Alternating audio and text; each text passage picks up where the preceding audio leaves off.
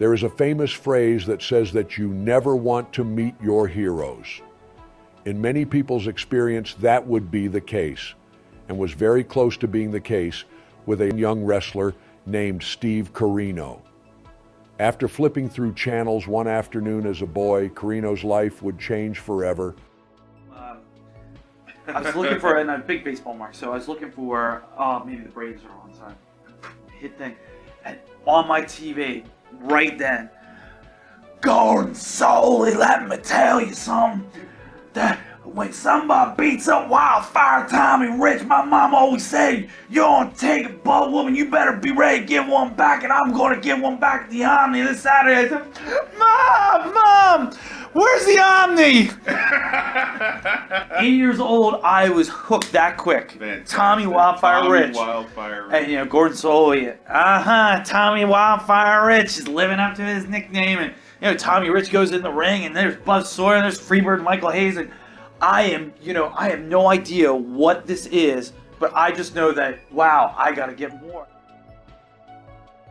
Corino was a young man who in his youth had been hooked on the National Wrestling Alliance and would decide that he wanted to be involved in the wrestling industry. For most, this would mean getting into wrestling school and learning the trade, but for Corino, it meant telling people that Al Snow had already trained him. He would later apologize to Al Snow for doing this. Not long into his travels in pro wrestling, Corino would find himself in the ECW locker room with some of the baddest men in the business. But more importantly, he was sharing a locker room with his hero from all those years ago. He was finally on the same roster as Tommy Rich. And I met Tommy Rich. Now Tommy, remember, if you go back a half hour, our hero. My hero. I'm pumped to meet Tommy Rich. Hey Tommy, it's nice to meet you. Be me. Yeah, okay. Tommy, it's nice to meet you. I don't shake the hands of faggots. Just like when Buddy Rose called the backdrop, my heart just sunk. He goes, you do that anti-hardcore stuff, you taking food out of my baby's mouth. Walks away from me. And he mumbling the whole time. Fucking hate that kid or I'll fucking kill him. Oh my God. Tommy, for 4 months, every day. Hi, Tommy. Fuck you shaking hands. Fuck away from me. Fucking hate you. Bad for business. Taking food out of my baby's mouth. Man, I got hot. I would get hot. Finally, I'm like, oh my God, I'm going to have to fight my hero here because I can't take this anymore. So we're in Georgia. And it was just like boiling point. And I told Dreamer, I said, Dreamer, I'm going to punch Tommy Rich in the face tonight. And he's like, don't do it. He's just Tommy Rich and he's old and he's crazy. I said, no, man, I can't take this anymore. He's just verbally bashing. By this time, I've gotten over with Bubba a little bit. I've gotten over with Taz Big. Me and Taz, became friends and stuff like that. It's Tommy Rich. It's the big problem. We get to Georgia, and Simon Diamond starts on the road that weekend. Simon Diamond walks up, and Simon. Hi, Tommy. Pleasure to meet you. Hey, Corino, look what we got. We got ourselves a fat in the locker room.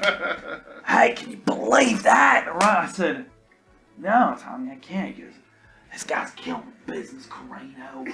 Guys like this in our business. 4 months. He kept this rib going because we hadn't had anybody new in the, Corino, well, I gotta tell you, can't let these homos in our locker room all kill the business. You know what I'm saying? Oh my God, for 4 months he ripped me. So that night, Tommy's managing me against Simon. And he goes, all right, boys, no bullshit out there, kind of wrestle out there. He goes, don't put me to sleep. So me and Simon, we had an okay match, come back, and Tommy's all excited. He goes, hey guys, man, that was good. That was really good, man. That's better than anything I've seen on TV in 6 months. We're like, wow, Tommy, that really means a lot to us. He goes, hey, don't get all happy. I haven't watched TV in a year. Yeah, looks at Simon and goes, walks away. Tommy Rich, I was over with Tommy Refine after that. But yeah, it got to the point where I wanted to kill him. Your hero. Yeah, my hero. After a rough start, it seemed that he had gained some level of acceptance from Tommy Rich. This was huge for Corino, and probably one of the biggest wishes he had come true in wrestling. Being accepted as a peer by the person who inspired you to your art has to be one of the biggest compliments one can get, but Corino would not settle for that. Corino wanted to be seen by Tommy, at least one time, as a rival across the ring. In 2012, Corino would get that opportunity. The two were booked in a bout for an indie show where many would expect the usual veteran versus indie star match, where for the most part they go through the motions. At this point, Tommy was well beyond his best days, but was still making rounds on the circuit. Corino had risen from his previous status to now be recognized as an independent wrestling star, as well as international talent, due to his relationship with 01 in Japan. The match could have been just another indie match, but Corino was determined to make his encounter with the man who inspired him to lace up the boots, a special one. Using inspiration from their first meeting, Corino would rip into the former champion and make sure the audience knew this was going to be a lot more than just going through the motions. Tommy Rich, usually I'll do the promo before the good guy comes out, but I've waited all my life for this. You see, 31 years ago, in 1981, you were my first favorite wrestler. In fact, it was this week, because Tommy, if you remember right, 31 years ago, you were the NWA World Champion. The youngest world champion in history. Yeah! You were the biggest star on cable TV. Big star with Flair? You are my hero. No, retard, if you knew your history, you would know that WTBS was the superstation and he was featured every week, and Flair wasn't the world champion yet, so kill yourself.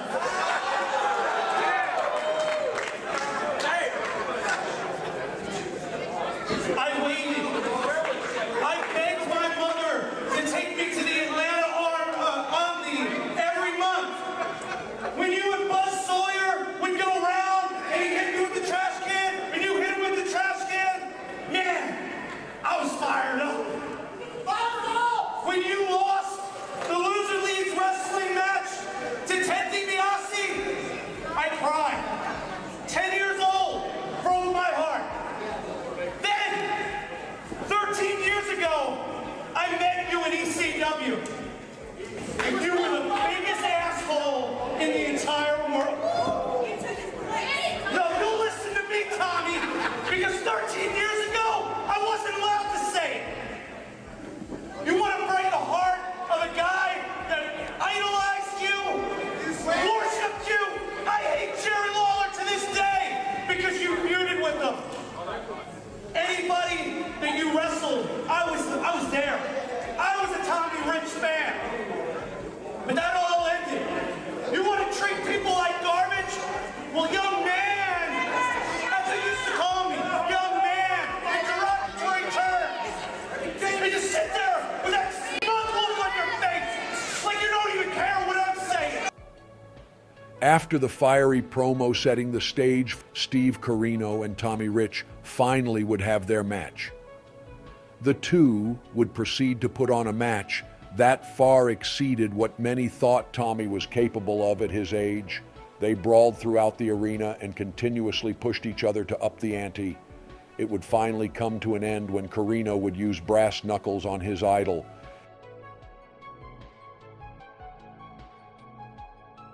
After the match, Corino wasn't done and cut one more promo on his hero. 31 years ago, Tommy Rich, I was an 8-year-old boy in Philadelphia, just discovering what professional wrestling was. And my first recollection of professional wrestling was watching you celebrate being the youngest world heavyweight champion in the history of our sport. That day, Tommy Rich, you became my first hero. I was there every feud, whether it was the Masked Superstar, whether it was Buzz Sawyer, whether it was Roddy Piper, I was there. I used to beg my mother to go to the Atlanta Omni every month, not realizing that it was a 14-hour drive, but I wanted to go because I wanted to see Tommy Wildfire Rich. I used to draw pictures of you when I was in 3rd grade. I would tell all my friends what kind of hero Tommy Rich was to me. And I ain't afraid to say it. When you lost the Loser Leaves wrestling match to Ted DiBiase, I cried. I was a 10-year-old child and I cried because I thought I'd never see Tommy Wildfire Rich again. But you were back. And every chance that you were given, every opportunity that you dropped, I stayed loyal. When others were jumping on the Ric Flair bandwagon, when others were jumping on the Hulk Hogan bandwagon, I was still firing it up. I was the Tommy Rich fan. But 13 years ago, you changed it. You broke my heart. I walked into that ECW locker room. I was so thrilled. It didn't matter that Shane Douglas was there, or Taz, or any of the other big stars. I was excited because Tommy Wildfire Rich and Steve Corino were destined to meet then and become friends. But no, I wasn't good enough for you, Tommy. I was just the young guy in the locker room that you thought that you can treat like dirt and there wouldn't be any retribution. For 13 years, I have sat and I waited for this moment. The culmination of the legend of Steve Corino came to this point. And you did what you always did, Tommy. You brought it. You brought the hardcore. 2 years. 2 years living blood from the head, Tommy. But it was you that brought it back. It was you that made me pull out the rail. It was you that made me pull out every evil tendency that I have in this 39-year-old body. I didn't do it for the title tonight, Tommy. I did it to prove a point. The long ride back to the middle is a sour ride. Tonight, we're even. You said you want another shot at the PWX Heavyweight Championship. I'm begging you. I'm looking you straight in your eyes. You don't want it. Corino's promo work has always been top-notch, and he didn't let up at all for the smaller crowd. The story seems very much like an older prototype of feuds that have become popular in recent years, like Punk versus MJF. It's a very relatable story and one that Corino was overjoyed to tell with his childhood hero. Corino remained close with Tommy Rich and will still tell anyone that asks that Tommy Rich is his favorite wrestler. So Even today, hey Tommy, you want to take a picture? Not with you.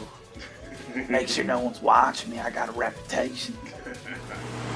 You know you're my first favorite wrestler? I can imagine that, to be honest. You know, I mean, ECW, that was good. You know, that was a lot of No, fun. like before Georgia, you were my favorite wrestler. Oh, you were, yeah, but I'm talking about, well, I mean, I can't answer that. I mean, Oh no, by the time we got to ECW, a couple months in, I hated you. You made my life hell. no, I wouldn't do that. No, it's because I was doing like the anti-hardcore thing, right? You're like, You had that daggum notepad, too. You wasn't signing autographs. You just I signed was me taking one. notes. I was learning my You craft. was giving tickets is what I you was did. giving tickets. There is a phrase out there that says you never want to meet your heroes. Sometimes it's best to decide for yourself.